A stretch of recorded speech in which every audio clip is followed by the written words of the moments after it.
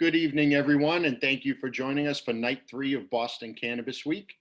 Tonight's education panel is going to focus on the new reality of marketing in the cannabis industry. We want to thank our panelists for all being here with us today. And as usual, we need to give a shout out to our sponsors, which none of this would be possible without. We want to thank Experience Creative, Boston Hemp Company, MCR Labs, High Identity, Western Front, Elevate Northeast, Underground Culture, Hut 96.9 Boston, Berkshire Roots, Rhythm and Raps, Nissan Co., PAX, Trillfit, and VIP Pizza. And without further ado, here's our Director of Education, Kara, to get us started. Take it away, Kara. Unmute. Hi, guys. Welcome to night 3 of Boston Cannabis Week 2020. And, I said it last night, it's such an opportunity, and it's such like a joy to be able to see and work with all of these incredible panelists you guys get to listen to tonight. Not only are they brilliant professionals, they're also dear friends. So please enjoy this evening's discussion on marketing in a post-COVID world. How are we bringing new products? How are you launching your brands? How are you getting your patrons in and getting their hands on your products and your marijuana, if that's what you're selling? So you know what? It's going to be an interesting panel. Thank you again to Elevate and BCW for giving me this opportunity. Scott and Lisa, you guys are rock stars. And Holly, I'll let you take it away. Awesome. Thank you so much, Kara. Thank you, Scott, Lisa, everybody behind Boston Cannabis Week, as well as all the sponsors. I am honored to be amongst some really amazing individuals who not only focus within the marketing side of what we do here in cannabis, but I'm sure we'll touch upon some of the other actions and tactics that we all utilize in order to get our message, whether that's product or a brand, out to the consumer base. So without further ado, I'll kind of go down the line and introduce our wonderful panelists. And I'll give you guys an opportunity as well to introduce yourselves. And then we're going to dive right in. I'm assuming we're going to get a few questions as well from the audience, which we absolutely encourage, and you guys can chat through as well. So as Kara had mentioned, we're going to be talking about the environment, what we're dealing with here in marketing when it comes to cannabis. And so in no particular order, we have Laura Boehner, I apologize, I'm the pronunciation or hacking of your last name, who is the president and co-founder of a fantastic company called The Healing Rose, which I like to say is a body care line of CBD infused products.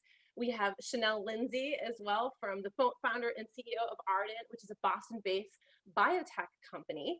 Sohan Shen joining us from MCR Labs, the business development manager, as well as Audrey, who is the East Coast marketing manager for PAX, a technology company that I'm sure many of you are familiar with. So I want to just kind of start and again, just kind of, randomly going, Sohan, you show first in my visuals, so I'm gonna pick on you, but feel free to kind of give yourself a quick introduction in what you do. Thank you, Holly, and appreciate the BCW team for organizing. So yeah, I'm the business development manager at MCR Labs, basically getting the conversation started with anybody who wants to know more about their cannabis products, whether it be licensee, cultivator, product manufacturer, or walk-in. We certainly test for home growers, patients growing their own supply to treat their own ailments. So do my best tonight to share our perspective and the wonderful work our marketing team is up to. Thank you so much. I greatly appreciate it. Shanel, I see you next up in the view, so why don't you take it away? Thanks, Holly. Hey everyone, I'm Shanel Lindsay. I'm founder of Ardent. Ardent is a cannabis hardware and consumables company. I developed a device, you can see them behind me, and basically what they are tabletop appliances that allow people to make any cannabis product in their home. So we make the devices, and then we also make kits like you see that allow people to make specific products. And very excited to talk here about my journey bringing these products to market, and as we were saying, what it's like bringing products to market and reaching the consumer in this new, interesting atmosphere.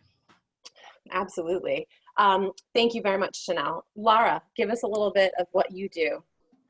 Yeah, sure. Thanks, Holly. So my name is Laura Boehner, and I'm the president and co-founder of The Healing Rose. We are an MDAR licensed hemp processor in Newburyport, Massachusetts, founded in 2016, and we are currently a team of 6 made up of 75% women. I head all of the marketing initiatives here at The Healing Rose in conjunction with my vice president.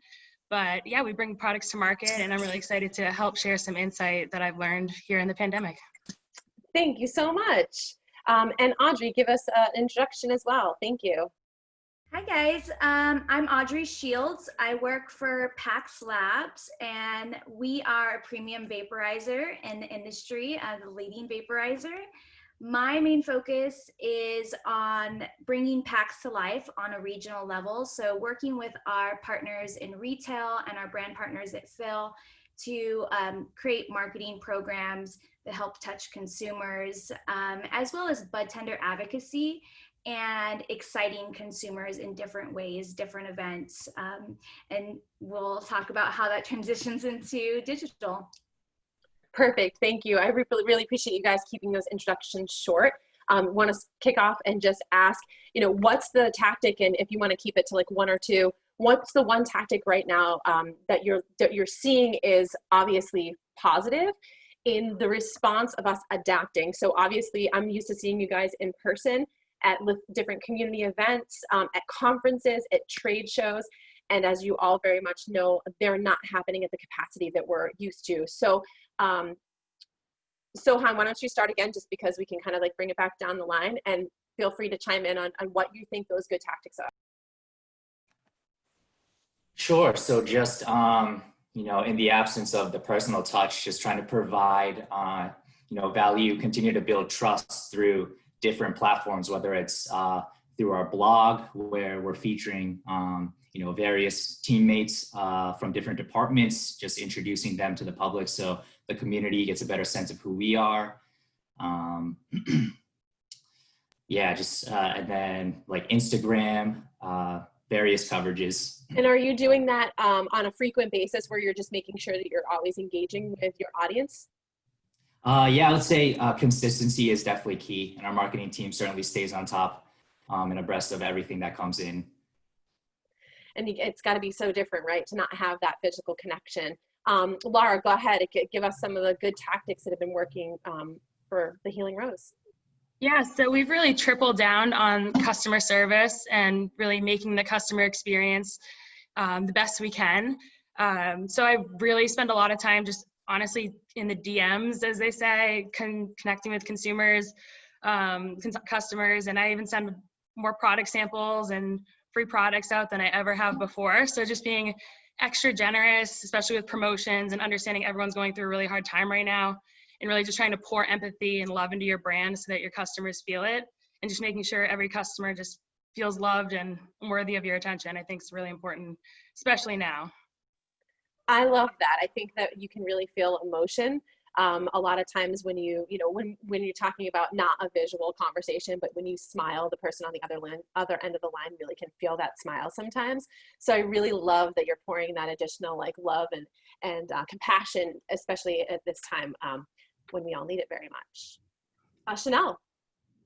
Yeah, I think as it's been harder for people to get out and get product, being able to provide that, whatever they're missing or whatever it's difficult for them to get, being able to step in the place of that and deliver that to their home. I think that that's, been really important.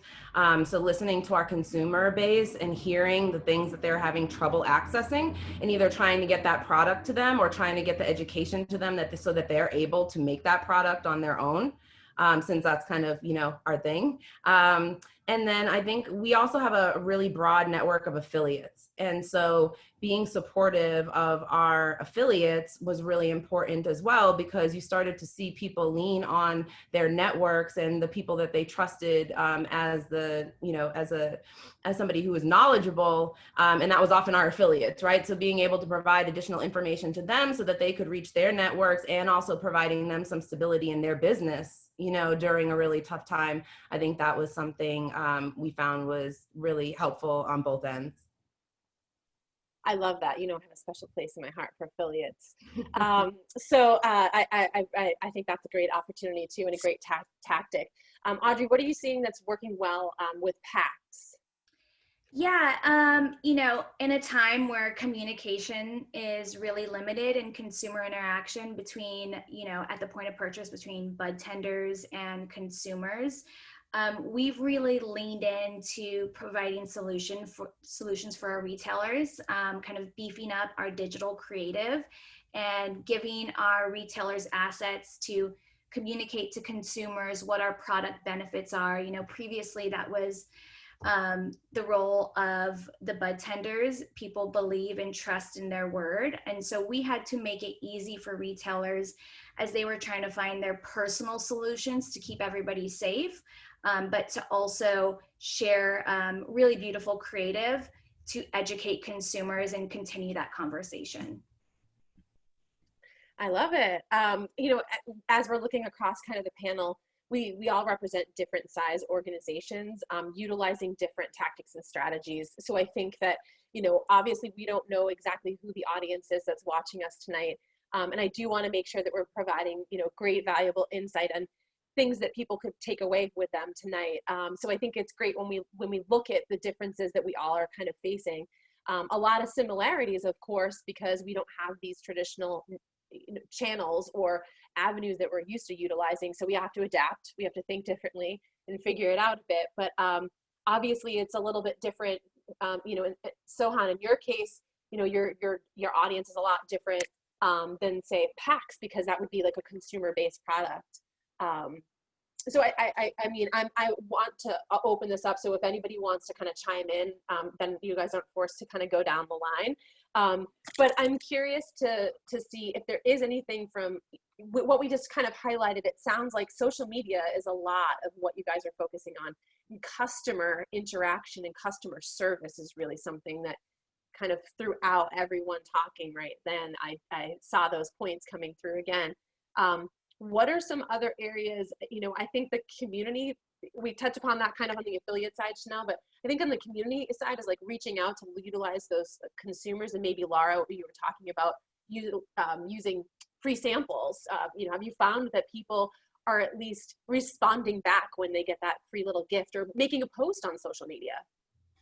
Yeah, so we've really done like need-based. Like if I see someone's having a hard time or if they have injuries and things like that, I'll reach out. But doing giveaways has been like a really awesome way for us to reach new consumers and get people kind of bringing other people to our brand that are really excited about us.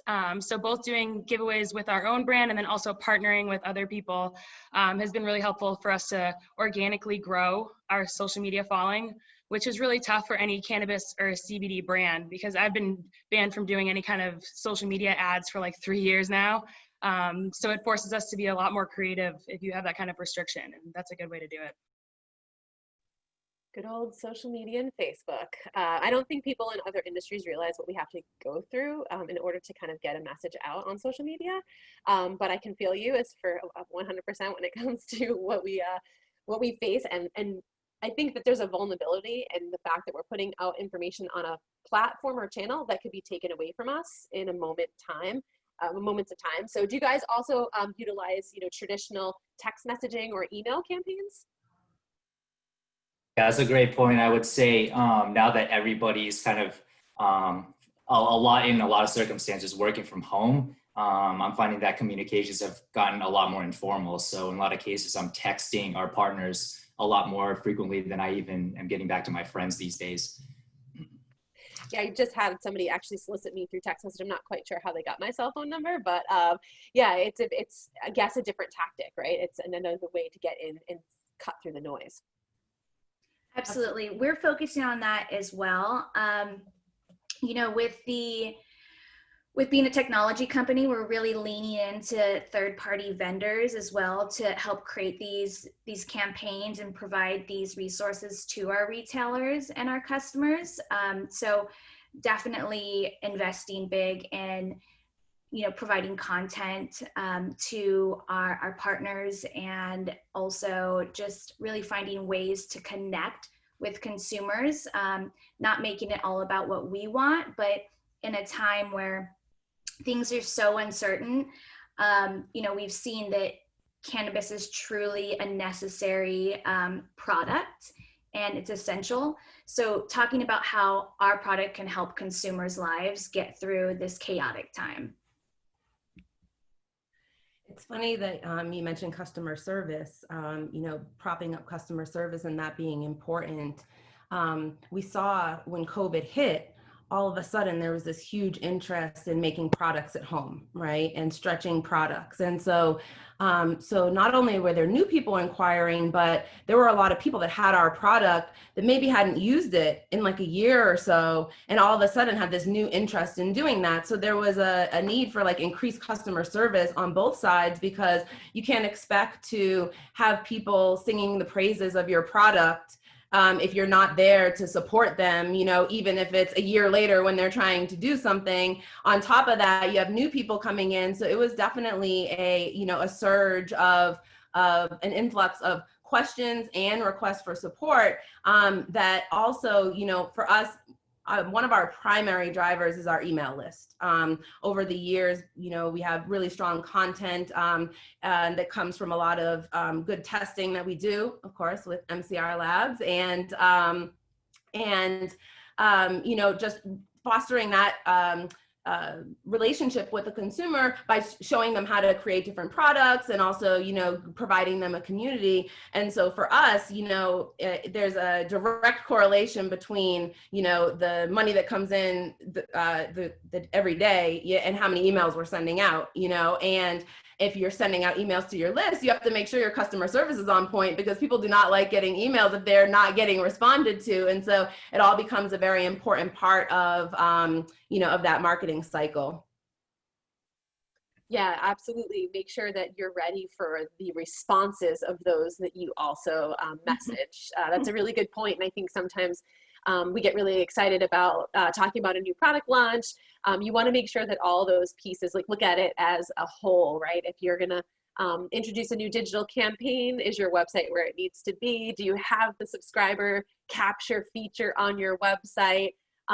Or, you know, having the tools and resources to go back and raise that retailer or that relationship that you have up to the next level. Oh, that's great. One of the things we did and leaned into at the very beginning of, you know, shelter in place was, you know, stay connected to our community. And to what Laura said, you know, those small gifts of appreciation. We sent out care packs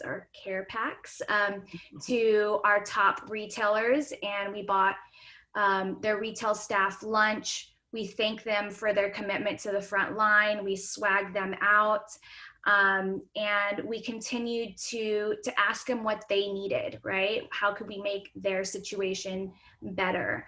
And overwhelmingly, that helped shape some of the strategies that we took in the coming months to help, you know, support them. That's interesting, and we had a couple questions coming through about experiential marketing, and Audrey, maybe you can speak to this, because I know that's something that I'm really familiar with as far as PAX being really involved and, you know, doing really creative, cool, exciting activities, but it involved us all kind of gathering in, you know, within 6 feet of distance of each other.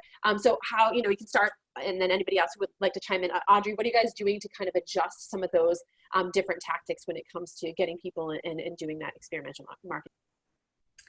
Yeah, I think on the experiential side, we are still exploring how to perfect that, but we're working with our retailers. One of the key offerings that we had were our laser engravers, so customizing your experience and your device. And so we've realized that, you know, there's two parts to that whole experience. The biggest component is education, right? Being able to educate consumers.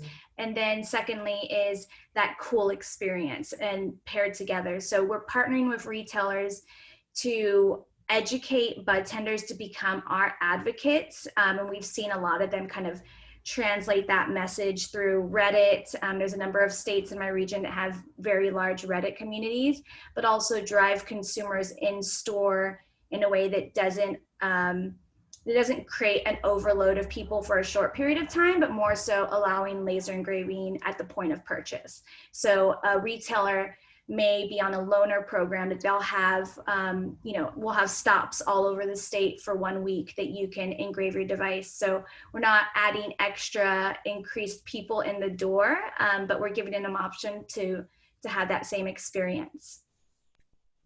Very interesting. Anybody else want to comment in regards to, I know that, and that this is something, I feel like it is very challenging when we're talking about gathering people together. And this can be done virtually. I'm not sure, I haven't really seen anything that's been noteworthy in my experience over the last couple of months. Although I don't know what time is feeling like to you guys. I can't believe it's almost the end of September. But over the last 6 months, I guess, I really haven't seen anything that, would, that triggers my memory for that. I do know there was that Emerge conference, a little bit different. I liked the way that they were kind of using virtual reality, and I wonder if there's a way that we can kind of bring VR to the table in that aspect as well. So, go ahead. I was going to say for us, because the lab's been at least closed to the public since March, for everybody's safety, do have to salute our lab techs and then critical administration that still have to be on site. I mean, marketing and biz dev, we do have the luxury of conducting operations from afar. But in light of us suspending lab tours indefinitely, because that's one of the most fun parts is kind of introducing, the various aspects of the operation to people and giving them a peek behind the curtain. But we did put together video assets to kind of, substitute the effect. And we're working on putting together a more virtual tour. And just in the last few weeks, have resumed kind of on-site field trips out, socially safe and distanced, of course, but just getting back out in the field. One thing I forgot to note is we are dabbling in virtual events. So we recently hosted a bud tender event this summer, and we're going to continue it into a series for the fall. And, the big drivers is community, education, and then just a fun experience. So, they'll be themed around our PAX 3 new color release that we just had recently, and different times around the holidays. So Halloween, Thanksgiving, Christmas, and ways for people to engage in fun events. That sounds like a good time. I'm curious, we're actually getting a couple of questions in regards to Instagram. And I know that this is obviously an area that we can get shadow banned blocked. We can obviously very limited when it comes to sponsored content or any best practices that you can lend to this specific audience member who's asking about Instagram and what's been impactful. I know that, from some of the things that I've seen, obviously utilizing your network and asking nicely for others to reshare is also helpful. But creating those alliances or partnerships can definitely be something that can grow or use your network to expand upon others as well. But what other ideas you guys have? I'll hop in. So I'd say it's quality over quantity, especially when you can get shadow banned on just a filler post. And I've kind of stalk a lot of other CBD pages as well, just to see what works for them, so I can adjust my strategy. And I found when they're spamming a lot of just kind of filler content just to kind of post out there, Instagram's new algorithms just don't like that. So you'll kind of see less and less reach. So just making sure your content is filled with quality, really mixing it up. And then also the micro influencer, I think is like the newest thing. Working with big influencers, their audience kind of gets drowned out after a while. So working with people that are influencing their friends and family, that have, a small following, but that you're influencing, I think has been really successful for us. We have probably like 5 to 10 posts every single day that I can repost as content to either our story or to our feed, from people that are using our products and just loving it. And that's like barely ever anything I'm paying for, or even sending free products. It's just people that really love us. So I think that's been really successful for us. That's great. And it's right there, and you can hit reshare and it posts it to your story. Yeah, that's great. Fantastic advice. I agree. I think user-generated content always is some of the top performing content for us, because again, it's a review right there for you from somebody else. Laura is right on the money when it comes to like having that good mix of influencers. There are also, if you have a budget for it, there's also bigger publishers that you can work with that will promote your product on their platform, and you can often get some really good, genuine followers from that as well. So kind of mixing that up in between, just having really good and quality content as well. If you're a company that has content that is, blog style or clickable, make sure you have things like link in bio so that people can actually like go and find that content that you're looking for, rather than, having to go back and search somewhere else. So just optimizing your Instagram page for what your audience is looking for can often be good. And then I know we get a lot of traction on stories, and just making sure that, once you get a certain number of followers, being able, using things like your swipe up link and other things like that to push people back to your page. And then, kind of like advanced ninja tactics of like having a separate Instagram page that is not, cannabis related, that you can run ads on. Same thing for Facebook. We have that. We have a non-cannabis page and we run ads off that page. And yeah, are the ads as effective as one coming from your cannabis page? Do you have to be much more creative in the content that you're putting up? Yes. Do you have to, make sure to use an older like legacy page? If you have a good tip is if you have an older, business page, like a year or two old, you'll probably fly under the radar a lot better than just putting up a new page. And so there are just some things that you can do to try to run ads. I mean, for us, at the end of the day, the more direct organic things that we do, like capturing emails, like you said, Holly, and really working and, making sure that we're able to stay connected with people, and then using traditional methods like email, to follow up with them, definitely has been the best effort. But social media definitely has its place. And if you can get a good system rolling and a good person that knows how to, run ads really well, and like beware, because the majority of people who say they do definitely don't. But if you can find that right sweet spot, that can be effective.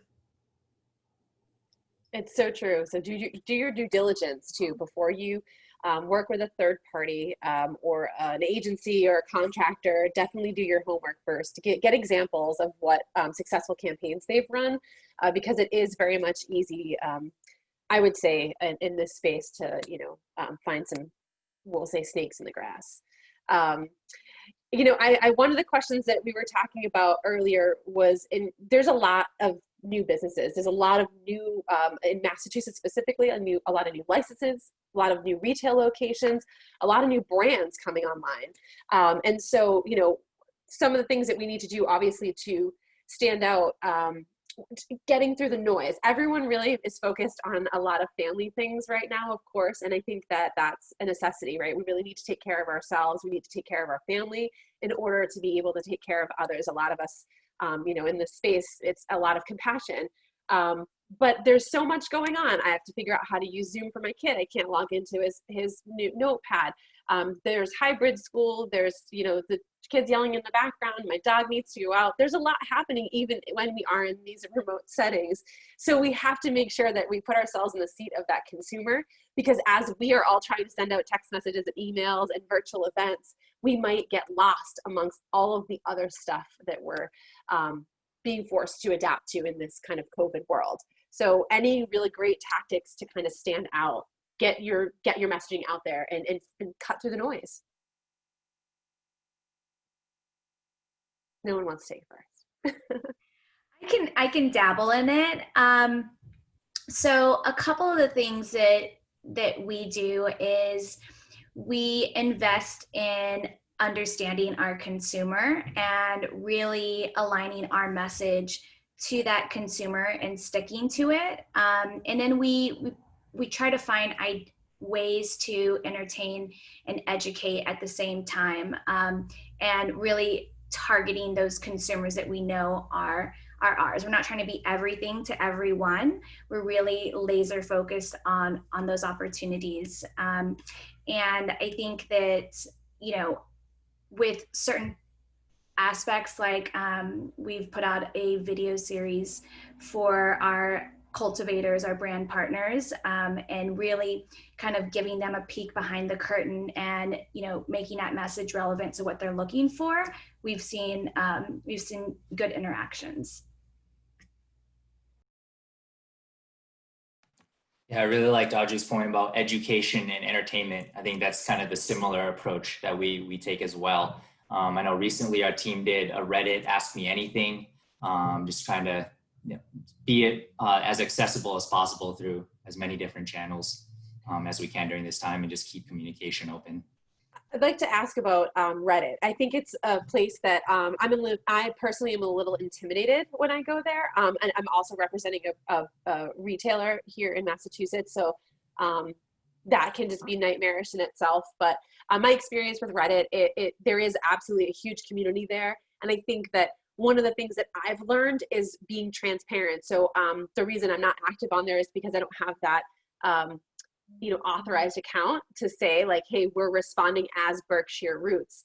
I don't want to come across inauthentic by any means. We want to give education and content and fix any misconceptions or answer any questions that patients and patrons might have. And we found that, in my experiences, that Reddit is an amazing community. And there's a lot of great people who, voice their opinions and have, had some really great impacts across our entire industry. Is there different ways? What's your recommendations? Sohan, like any advice on like how best to navigate through, Reddit as one specific social media channel?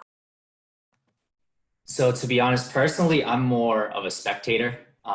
Don't contribute as much, and then just keep a finger on the pulse there. I do know our team generally tries to just stay as agnostic as possible. Our role is to remain impartial, provide information as best we can, and just be a resource and an ally. So try not to get involved in the drama, because as you all point out, there's definitely very opinionated people firing hot takes from like all sides. So just try to stay above the fray is our approach. And using it as a barometer, like you said, kind of getting a pulse and utilizing it as an additional feed in what's going on in the community and in our industry.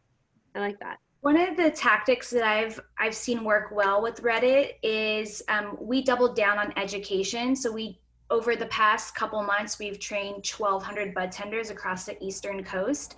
Bud tenders love Reddit. They love being an expert. They love sharing their knowledge and answering questions. So when we really invested in them, they became kind of our brand advocates. And although we don't have our own official Reddit account, we were able to encourage them to use their knowledge and share that. So, I'm constantly just looking up on Reddit like packs, and then I can tell which bud tenders I've trained, and I can tell by the lines that they're using that they went through my training. So that's been really successful. If you want to get to consumers, get to the bud tenders, win those people over, and they'll naturally become advocates for you.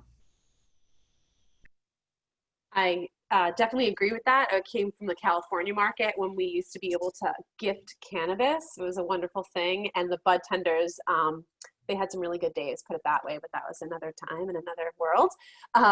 So I think that social media channel, it sounds like, for anybody who's not on Reddit, maybe, check it out as a source for more information.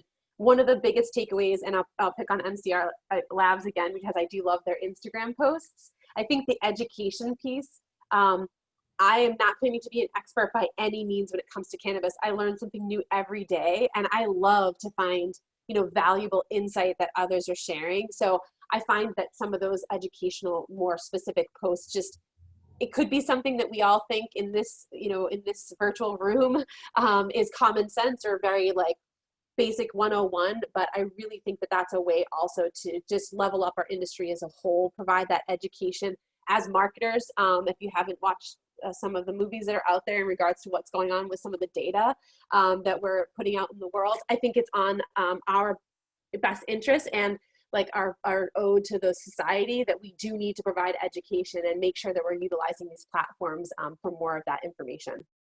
Shanel, you have something to say. Yeah, I was going to mention that, when we're launching products, one of the things that resonated that Audrey was saying was not trying to be everything to everybody. And we have a very active kind of owners Facebook group. And when, COVID hit, I think that one of the tactics that had some success for us was taking a look and really listening to what those kind of super fan and core customers were thinking about, were talking about, what their concerns were, and then using that in the solutions that we were able to give them and extrapolating that to the broader audience, and being able to kind of use that, just circling back to your kind of cutting through the noise question there. So a little bit more of a closer conversations in some respects, right? With a core group of really loyal, customers can often be a really good way to understand what your next steps might be. Yeah, I completely agree. And I just think that it kind of creates that rapport and relationship, and never doubt the power of a good quality relationship that can lead your business in pathways that you never expected, right? A lot of things can come from just networking. And again, making sure you're asking some of these contacts that you have within your wheelhouse for different ideas and opportunities that they might be focused on as well. And I think one question that I have that I'm curious too, if there is anything happening, on the virtual side, how are you guys, are there sessions that you're doing too on the education front, whether that's to a consumer directly? I feel like, Audrey, you kind of answered this with what PAX is doing for the retailer and the bud tender training of it. But for maybe this would be on the B2C side for PAX, but what are they doing to track the retailer? Or, in Arden's case, what else can you do virtually? I guess do you find success when you host a Facebook? Have you ever done a Facebook Live and teach people how to make a recipe with the devices, Shanel? I mean, you may have done this. Yeah. So back in April, we were doing a lot of live events because it coincided with the launch of our new, all-in-one cannabis kitchen, and also COVID. So there was a big push to e-commerce versus the retailers at that time. And we actually went live on 4/20 for 4 hours and 20 minutes. And it was the last time I wanted to go live. No, but it was great. People really engaged with it. And, for us, we're a really small team, right? So, my time being on live versus developing product, that's been the struggle and the challenge. But we've been doing a lot more live demos for our retail partners. So our team members have been doing live demos, and we've also seen a big uptick in requests to drop ship. and have that kind of relationship. So I think what we're seeing is our retail partners are starting to, push a little bit more towards e-commerce if they're able to. But then again, there are other retailers that are on the medical side where, they're having even increased foot traffic in some instances. So it's finding that right balance to be able to support, and then having the technology and tools on our side to be able to support whatever type of sales and business that, they're trying to do.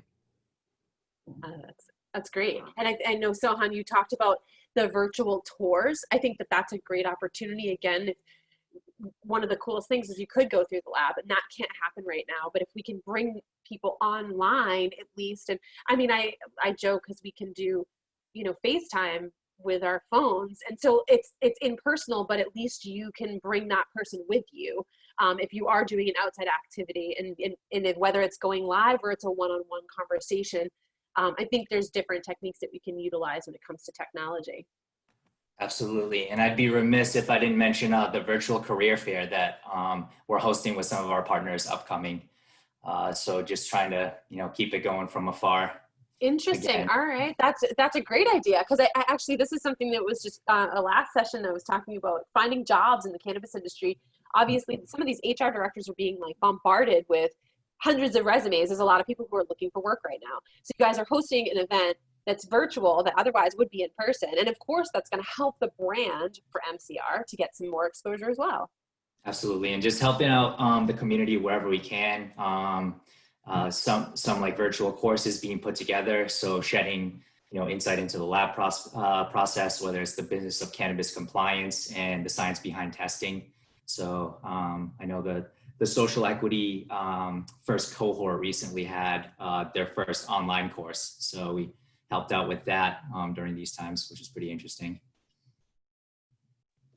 No, that's wonderful. It's adaptability. I mean, it is definitely something that, and any hiring interview that I've done, it's a very much needed skill with everything that we're doing. So I wanted to see if there was any additional questions that have come through from the audience. So I'm just checking in to see, and want to offer you guys too is, if there wasn't something that I touched upon, or if there was an area that you guys wanted to talk about, by all means.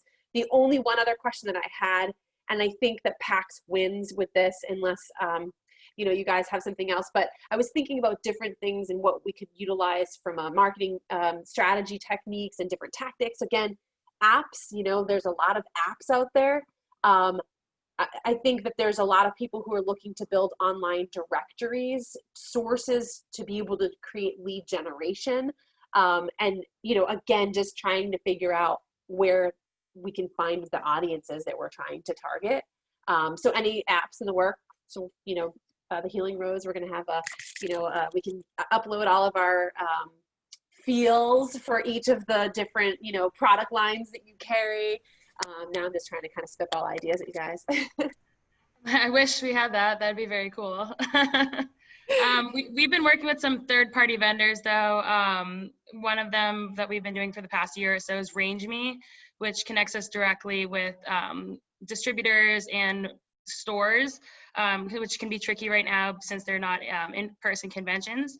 So that's been helpful for us. And they also organize virtual sort of trade shows, but just for B2B. So you can set up meetings with buyers and pitch your products. And that can be really an advantage for a lot of people that aren't able to travel. And if you really want to go hard in that route, there are a lot of opportunities still to be meeting, face-to-face with buyers and distributors. So it's something to think about. That's wonderful. I would say the one good thing about these virtual conventions and events is that you don't have to worry about the travel costs, right? So if you don't have a couple $1,000s to have to go travel to that other state and you're halfway across the country, now you can just virtually chime in. So did you see a lot of people from all over at these different B2B conferences? Yeah, so we are working with, we're going to be doing an upcoming one. They're quite expensive to join. I mean, multiple thousands of dollars because of how valuable the meetings are. So we're going to be doing it this fall, and hopefully it'll work out well for us. We'll see. Wow. Well, I wish you luck. I'm saying we as a whole, but I'm sure everybody else on the panel feels the same way. I wish you luck. I know that one of the biggest things, and this is absolutely the case, is you do have to spend money to make money. And that's, that's the nature of it and how the kind of the cookie crumbles. But, if you can target that specific audience and basically pre-qualify, you've got a great audience and pre-qualified audience there. So that is definitely worth the spend. Audrey, do you have a comment? I think I was just having a comment about your previous question in regards to the app. We've found that giving customers more transparency and opportunities to learn within our app and customize has been, helpful for us. So we have a new feature that we just launched, which is like Rate My Pod. So you can create a whole portfolio of ratings and notes based on your experiences with different pods. And that way you can easily refer back to them as you're going and trying to purchase new products. And then also we open up the whole network of PAX offerings through our brand partners through our app. So now consumers can go through our app and actually search different states, different brand partners, research pods, strains, what's available. So our whole goal is to make the experience easier for consumers to get what they want and they need. And, really kind of taking out the anxiety of being in a situation like, oh, there's 50 offerings right in front of me. How do I choose? Well, now you have time to research and educate. And it's been helpful for us. That's perfect. I have a question as well that just kind of popped up, and I think this is an interesting question to ask, and I'll chime in afterwards as well. But one of the questions is, what are our thoughts on getting back to normal? I don't even know how to use that word at this point. But as a kid, I actually had a sticker that said, "Why be normal?" So I feel like, maybe there's a little preparation there. I don't know. I'll find the light in everything these days. But what are your thoughts on getting back to normal? And then has the way that we do business actually changed forever?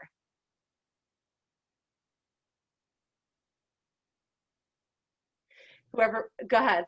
So I think yes, the way that we're doing business has changed forever. I think that COVID has absolutely accelerated adaptation to digital, shopping and other things, and that we've already seen a progression that we're not going to reverse on. So I think there's definitely been a change and a shift in how people are thinking about how they want to be able to access things, and and whether or not certain things require a physical presence or not.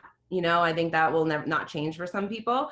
But I think that any smart business is understanding that people love to congregate, that is not going to go away, and that people are definitely itching to get back to what, where we were before, as far as people being able to go to events and do those enjoyable things. And so, for us, right before COVID hit, we were actually about to launch a very, in-depth retail marketing campaign with a lot of new point of sale material and other things like that. And while that now has been delayed with a renewed focus on, direct to consumer, which is great for us. But at the same time, we're still handling and developing those items for that retail presence, because we do know that, again, people like that shopping experience. So, I think that most companies are keeping in mind, their original plans, but obviously understanding, where maybe they can even improve and have efficiencies based on some of the new things that we've learned.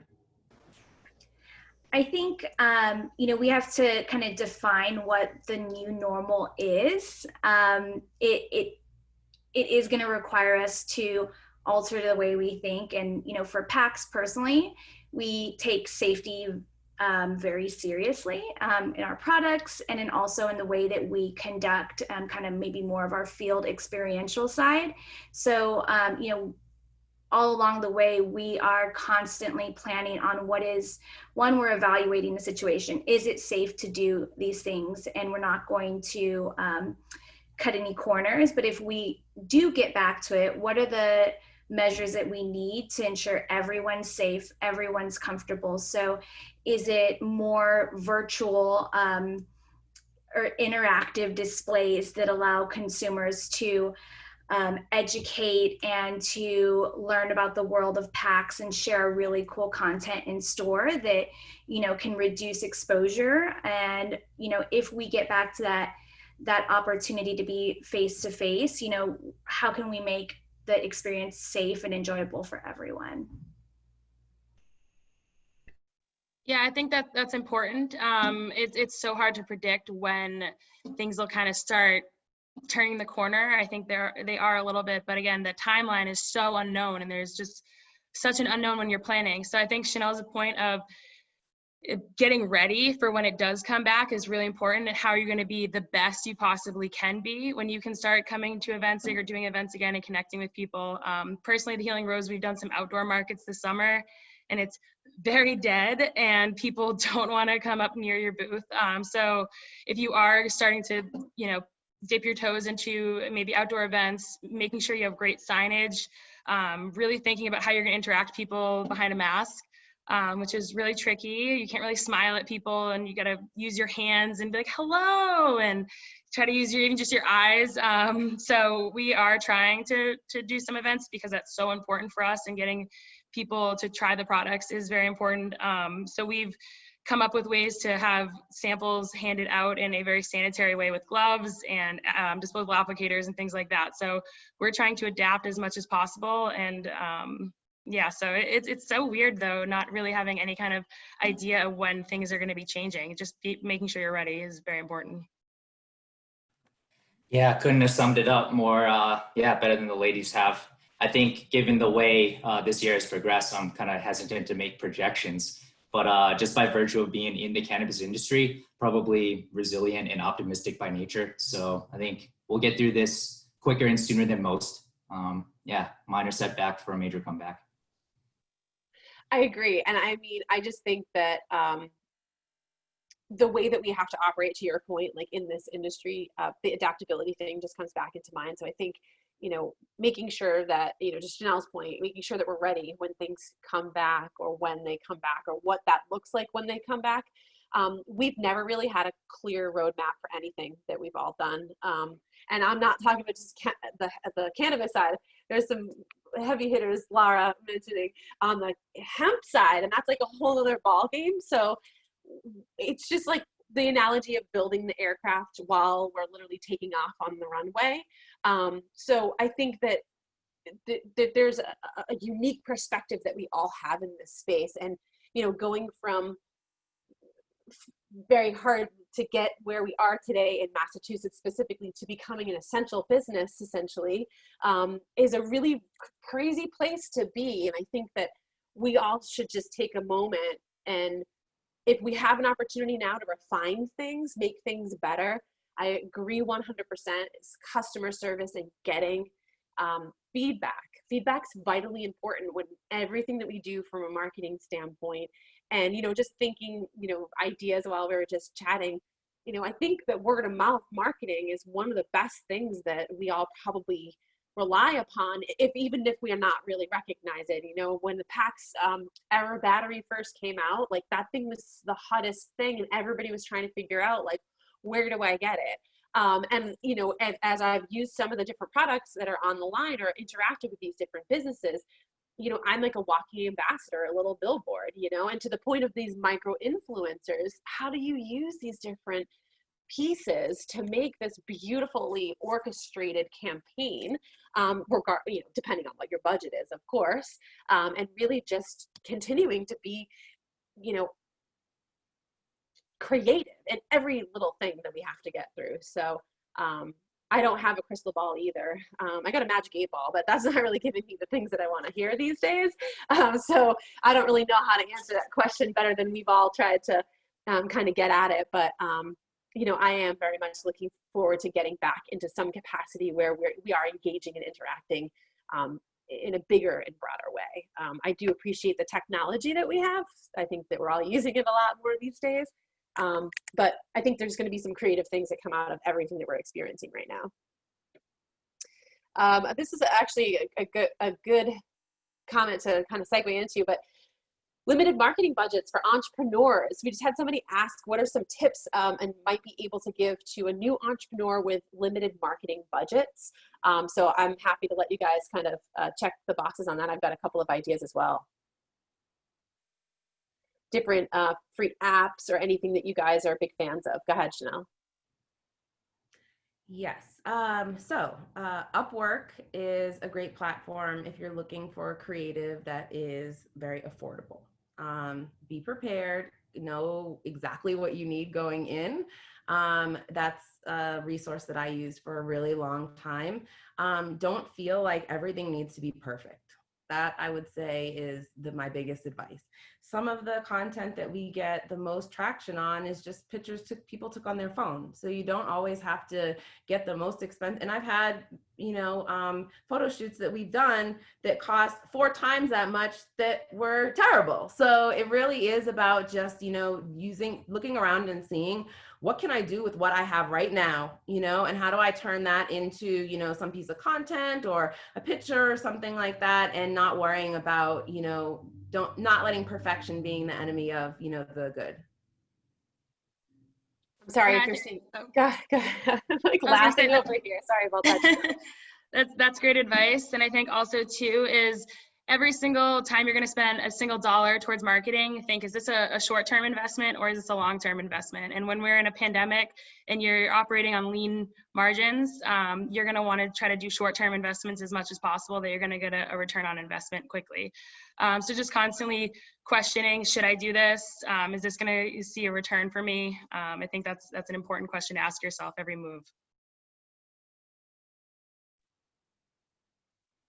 Yeah, I completely agree. To Shanel, your comment, I've gotten better photos off of somebody else's iPhone because I use an Android, or my Android, and I've wasted a lot of money on photo shoots where, obviously they didn't really kind of capture what I had wanted. I do agree there's a lot of different free tools out there. I had talked about Canva for a social media content creation tool. There's a free program. It's like $150 a year if you want the premium one that allows you to kind of resize things.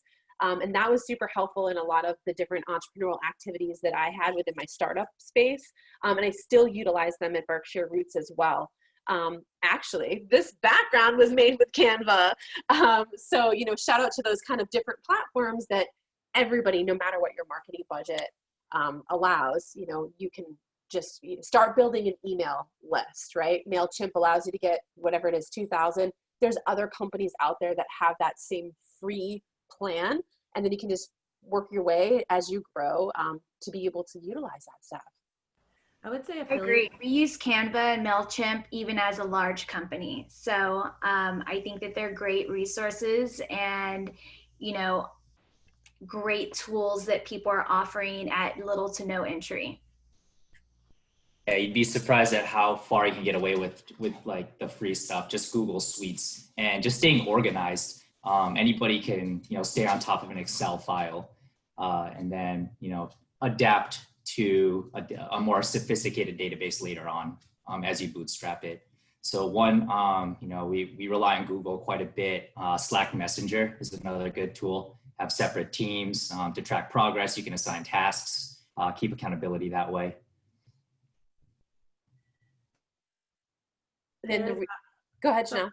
Yeah, if you don't have cash up front to do campaigns, you can also try to develop affiliate relationships with people where essentially you're giving them, you're tracking whatever traffic they're putting, back to you. There's, Lead Dino is an example. There's also like Reversion as well. And it can allow you to make tracked links, and it shows you exactly how much money, you owe that person, and you can use that as a way to, compensate people for campaigns. It doesn't always work, but it's a great way. There are a lot of people and a lot of platforms that strictly operate on an affiliate manner, and that can be really helpful. It can also help build up SEO for your own website if you have affiliates that are writing articles about you and then pushing back to your website.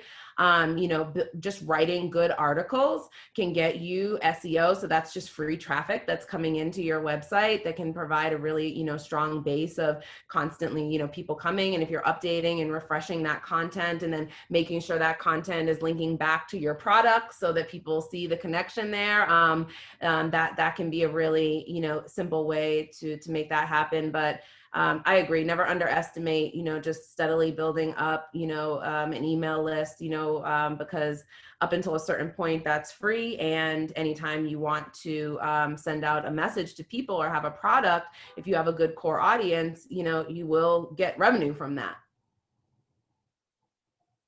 Yeah, I'll add that I think getting organized is one of the biggest tools to be a successful marketer. Slack has been hugely helpful for us just to communicate as a team. And then we also use the app Asana to organize like our actual marketing campaigns. So we have one for different our social media, we have one for blogs, we have one for content creation. And that just helps us communicate as a team what I need from all my different members so that we can make the campaigns happen. Because a lot of times you get all these great marketing ideas, and you're like, that'd be really cool if we do that and all this. And if you're not putting it down and getting organized and setting dates and setting tasks for it, a lot of those things can go by the wayside. So just making sure you're getting as organized as possible, and that can really eliminate the need to even hire too if you're being organized.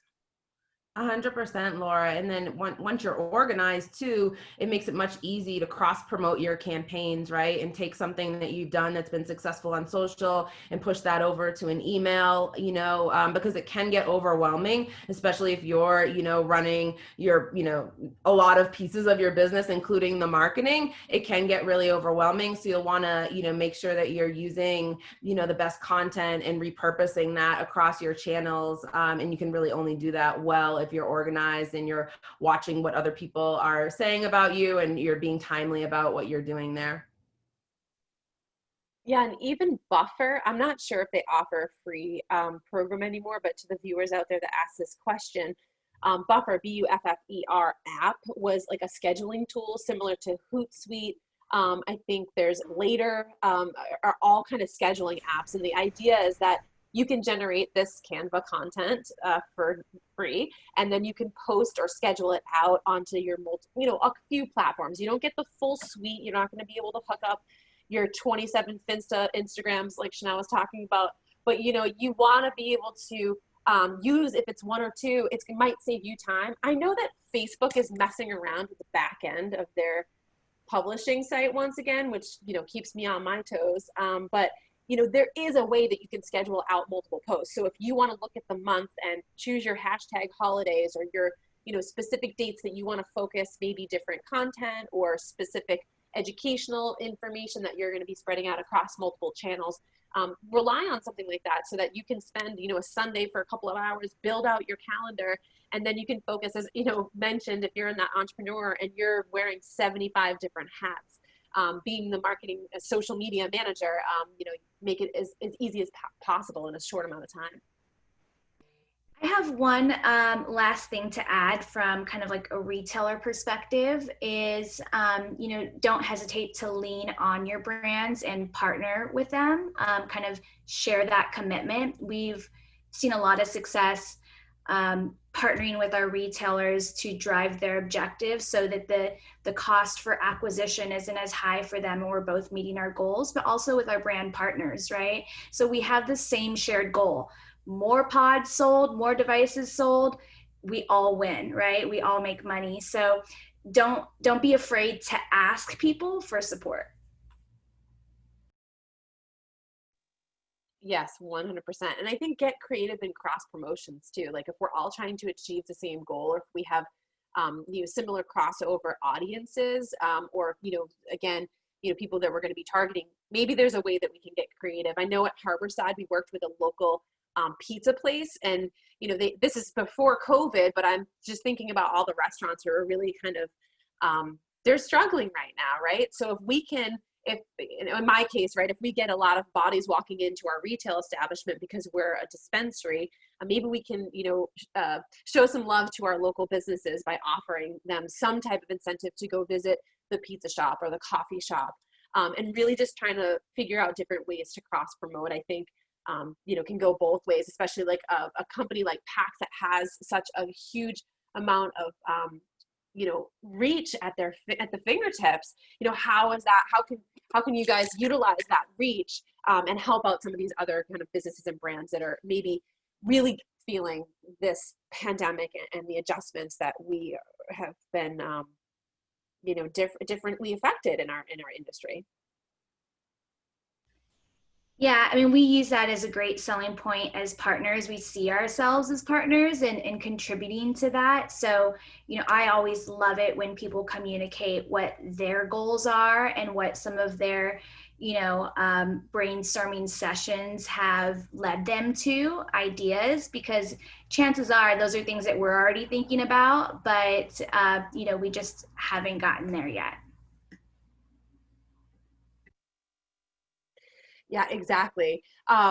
So is there anything that's coming up that you guys are, and maybe it's not your own stuff, because I know that everybody kind of was touching upon some of the stuff that, you guys are focused on individually as businesses, but is there any events out there that we want to share with the community besides Boston Cannabis Week, which is happening obviously until Sunday, and I better see you all in that fit thing on Sunday, but what other activities are you really much looking forward to?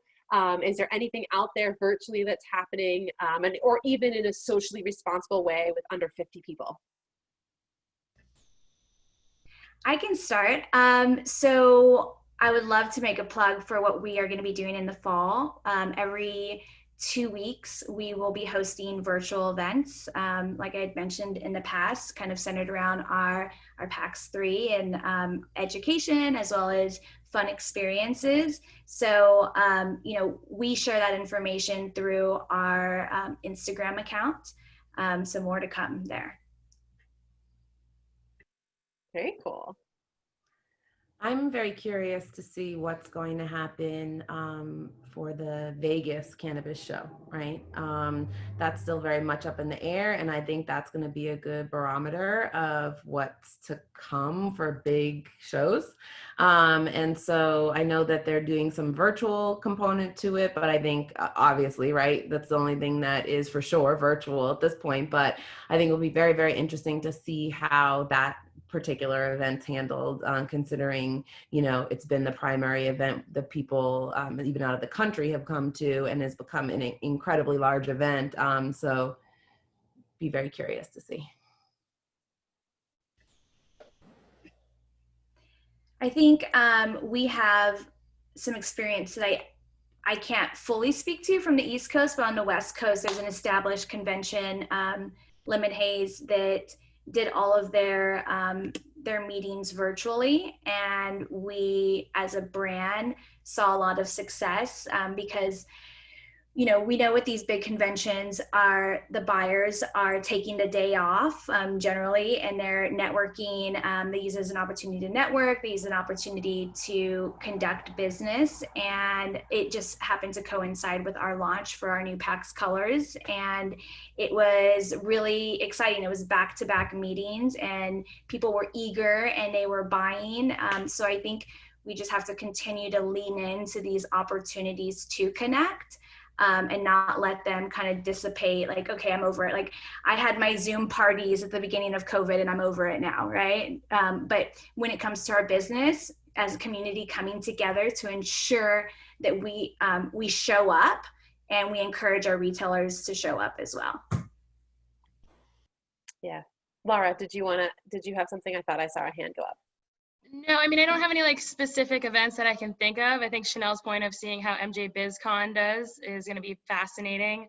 But I encourage any brands to take advantage of doing lives, or at least collecting questions and doing some kind of Q&A. I think that's a really valuable way to create your own virtual event for customers. And might I add that your eyeshadow is amazing. So when we're dealing with this mask, you can't see much except for your eyes. So I think that I love what you've done with your eyeshadow for us tonight. So thank you. I think just getting a little bit creative. I saw a mask the other day that literally looked like a dog tongue hanging out. So as I'm ordering my coffee, I looked up at the barista, and it kind of caught me off guard. And then it made me think ooh, whose brand is that? Because that's just the way that my brain operates. But I just wanted to make a mention about your amazing eyeshadow. Thank you. Of course. So I want to make sure that we, cover everything. I'm just gonna, kind of look back through to make sure we did capture all of the comments. But one of the things, because I think we do have a large audience of folks who are either looking to kind of get into this space or are maybe smaller startups. And Shanel, I was laughing hysterically while you were describing some of the different tactics and techniques that are used when it comes to marketing, because the term MacGyver marketing is definitely something that I've utilized in the 10 plus years, and thinking back to way back when, you look around and you figure out like what you have. And when you figure out you have like a shoestring and a toothpick and you're like, okay, I got to market and I got to figure out how to do a social media campaign. You really just have to kind of get creative and see what tools are out there. Look for examples, find a brand that you really resonate with, and figure out why you're resonating with them. Is it the story that they're telling? Is it the way that they spread their information through social media? Is it just the way that they carry themselves as an individual? Whatever it is, try to look at that and maybe adopt some of those techniques as well. Yeah, absolutely. And when you're starting out, you're kind of just, throwing everything against the wall and seeing what sticks. And then once you start to see traction in a certain area, that's when you can start to kind of put some money into that, right? Because you see that that's like a viable avenue for you, and maybe you want to build that out a little bit more.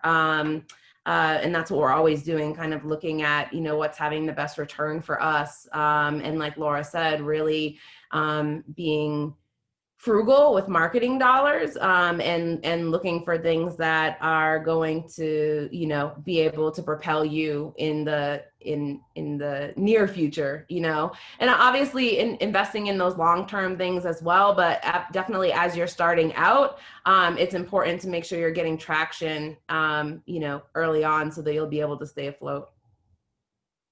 Yes, and to Laura's point, like the short term, versus the long term goals. Like right now, with everything that you're kind of working on, if it's a larger investment or a smaller investment, like really just make a decision if it makes sense to pull the trigger right now, or maybe reevaluate that in a couple of months. Any other last thoughts that you guys want to provide to our audience, or best practices, or a great tip, or something that you feel, even if it's something that you want to talk about somebody else's brand, and it can be across the states, because there's a lot of different areas that we're covering as far as consumables and retailers and labs. So anything out there that you want to kind of shout out to another brand that you feel like they're doing it well, and you want to make a note of that.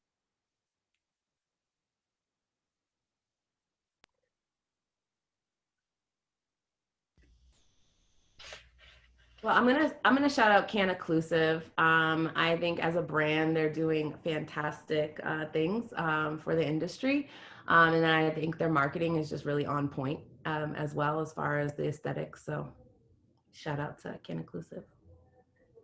Definitely, yes. I've been paying attention to some of their feeds, and I agree. I've seen some really great things come across through their spaces as well. So I think that there's a lot of great community groups out there. Anybody else have any kind of last mentions or honorable mentions and things that you guys are seeing in the market that seems to be working well?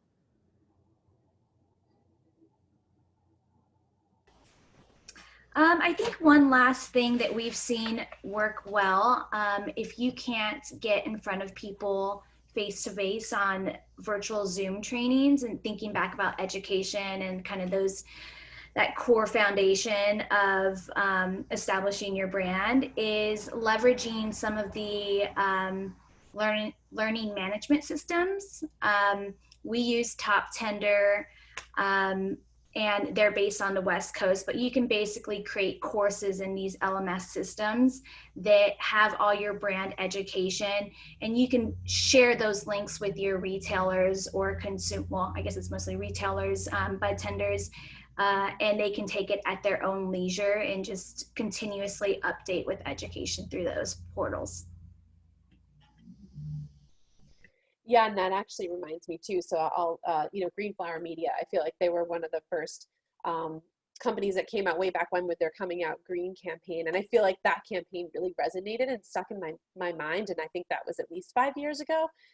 So I feel like, that was something that was really impactful in telling the story, but your unique story, and how you are kind of coming out of the cannabis closet. What we do every day seems like it's nothing. Well, not that it's nothing, but we're so used to having conversations about cannabis every day, day in and day out, that sometimes when we go to different environments, we're kind of brought back to that world of like, oh, right, this is not first nature to you. Let me educate and provide you some more insight. So, I think they've done a great job at just kind of, talking about how you can access and come out about your cannabis consumption. I think another great thing I've seen in the market that has happened over the past couple months is brands aligning with, their social responsibility, and projects like the marijuana policy project, different opportunities to drive awareness, and leveraging that at retail. We have a brand partner that has, we're aligned with MPP nationally, but also has on their own aligned, and they created really cool touch points at the point of purchase. As people purchase more of their products, they get these pins, and then a portion of the proceeds go back to that, and just advancing our cannabis community and helping to rehabilitate people. Right on. And of course, during National Expungement Week, we're seeing a ton of, activities and events that are happening around, definitely how we can make sure that we are doing all that we can to raise up others that have been disproportionately impacted by the war on drugs and by what we have experienced in this industry. So I think that is very, very much, a great point to note on. One thing so I'd like to kind of close this with, two questions to you guys, and you can just kind of give you like the top one that you would like to give advice wise. I'm sorry, this is not the best setup, but what's your top recommendation for hosting a Zoom meeting? So when you are getting ready for one of these, what advice would you like to share with our audience? Because I think this is something that we've had experience with, and it could come up and somebody's gonna stand there and say, oh my God, my background's not ready, what do I do? So what's your one, advice when it comes to doing a Zoom meeting? My advice is do a dry run. I have, it's easy to just have a Zoom room, and anytime before you're going into a Zoom meeting, just go in before and set yourself up. I mean, I think too often people just assume that everything's gonna look great, and you can just take some time and avoid issues, and even have a friend jump on with you and like do a run through. Just make sure you're comfortable with the platform, I think. 100%. Do a dry run. Very good, Shanel. Thank you. Laura, go ahead. Yeah, I would say it's really helpful to have, if it's like an event like this, to meet beforehand, at least like 15 minutes, and just start conversating and getting comfortable and just getting used to one another and kind of getting the flow going, so that as soon as you start, you're ready to go. And also making sure like your lighting and your sound, obviously, like the technical stuff. I also have spotty Wi-Fi, so I keep my personal hotspot on just in case like Wi-Fi just drops at the office. I can just jump on my hotspot. I think that's, and muting all like ambient noises, so like your phone, any kind of apps, things like that. Make sure everything's totally silent. Your email notifications, the calendar invites, absolutely. I've been guilty of that before. And the hotspot's a great, great reminder for folks, because it could happen at any point, and now you're no longer on the call or the Zoom. So great advice. I think a couple other things is we've all experienced, or maybe not all, but we've heard of unfortunate situations like Zoom bombings. So take the time to go into your settings, set up security measures. You can put a passcode in all your meetings. You can require people to be in a wait room and you have to admit them. You can lock your meeting. If you're presenting and you have a co-host, make sure to assign them as the co-host, because if you take turns and kind of like you said, the mute all, that was our biggest fail when we went to virtual trainings, is people constantly coming in at different times and sound everywhere. So I would be presenting and my counterpart didn't have host privileges, so he couldn't shut everybody up. So then I had to stop and be like, you know, panicking. So just take a little bit of time at the beginning, set up all those things, and mute all. Man, good one, Laura. Yeah, these have all been great best practices. I'm kind of like in exhibit A of what not to do right now, because my newly adopted pup is running loose. Wife was downstairs with the dog and the kids. So, but yeah, make sure things are sequestered as best as possible. I would say I'm always running out of power. So mate charger or having like a backup device. I'll sometimes go along with my iPad so I can get mobile, being on the phone with my wife and I in the house juggling, but yeah.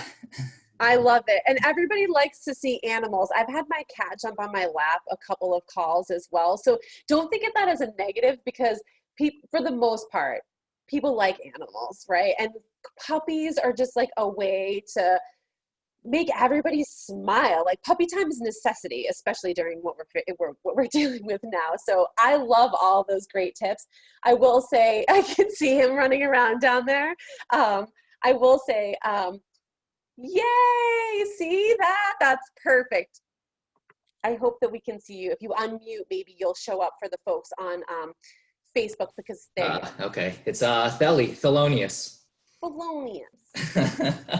So cute. So don't be ashamed. Life happens. If your kid comes in and starts asking you for something while you're on the Zoom, just take a moment. It's life. It happens. If your dog jumps up, whatever the case may be. We can't look all as fantastic as Kara does on these Zoom calls. Let me tell you, I think that that's the ring light. I'm not 100% sure, but I want to find out.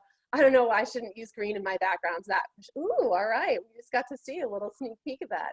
Nice. I know that I've been trying to play around with different settings myself and just make sure that I didn't look like the crypt keeper was what the comment was. You know, like I know that, you know, sometimes the way that the lighting can be and what you're wearing is really important too. Don't wear like stripes, anything busy like that can really just be a distraction. So I think those are great tips, guys. I do want to thank you all for taking the time to kind of give us those best practices. I think that was helpful even for me. So thanks for sharing, everybody. Thank you guys so much for participating today. And thank you so much, Holly. I love the question about Zoom, because one of our commissioners, Commissioner Title, posted on her Facebook not too long ago that she didn't know what to do with her background for when she was on these, you know, public meetings from her bedroom, Sohan. So, you know, I think it was a really good question. She got so many responses. I feel like it's a good add-on to marketing stuff. Like, how do we do this? Is this okay? This is a desk. It was a desk. But yeah, thank you guys so much. Really fantastic conversation. I learned so much today. And I will let Lisa and Scott wrap it up and tell you about tomorrow. Thank you guys again all for participating. Can't wait to see you and hug you at a conference soon. Thank you very much, everybody. A blast. Oh my God. Thank you, everybody. That was an incredible panel. The discussion was amazing. Thank you to everyone who set your questions in on Facebook. We will have this posted up tonight. We will have this whole panel on YouTube. So follow the Boston Cannabis Week YouTube. I want to thank Holly Alberti, Audrey Orozco Shields, Laura Boehner, Shanel Lindsay, Sohan Shen. Really, you are all amazing. And thank you for everything that you do and for allowing us to get this information out to the public. Tomorrow, we have cultural relevance of cannabis and music. We have moderator Jimmy Kang, which is the vice president of Wu-Tang Management. On the panel, we have Emily Ellman, Brandon Matthews of Killer Boombox and Show Off Marketing, Ariel Gray of WBUR, and Lauren Prey of Cannabis 101, excuse me. And once again, thank you to our partners and sponsors, Experience Creative, Boston Hemp Company, MCR Labs, Western Front, Elevate, Berkshire Roots. This all would not happen without you. So thank you so much, and happy Boston Cannabis Week. Smoke them if you got them.